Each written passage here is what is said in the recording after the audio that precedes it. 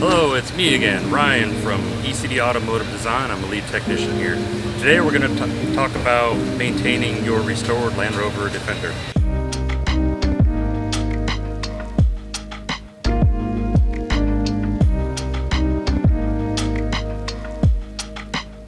First, we're going to talk about changing the oil on the Chevrolet-based drivetrains in your Defender. We do use synthetic oil from First Fire Up and First Fill on these engines. You can continue that as well. They're going to be either 5W30 or 10W30 oil. You can change that every 6,000 miles or 6 months, whichever comes first.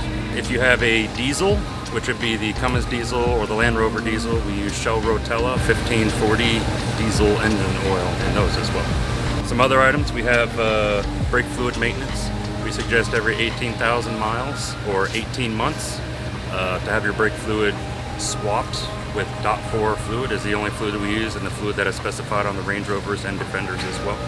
Another item would be the gearbox oil swapping on this. We suggest that every 24,000 miles or 2 years. Another item is the coolant in your General Motors based engine.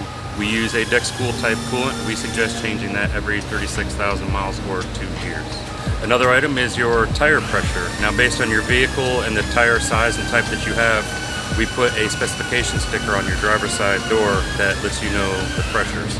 For example, a 110 we run 48 psi, 28 psi in the front tires on a BF Goodrich all-terrain tire. All right, now let's talk about the Restored Defender that has the Tesla electric drivetrain in it. Now, this significantly reduces maintenance requirements as far as fluids and stuff like that goes.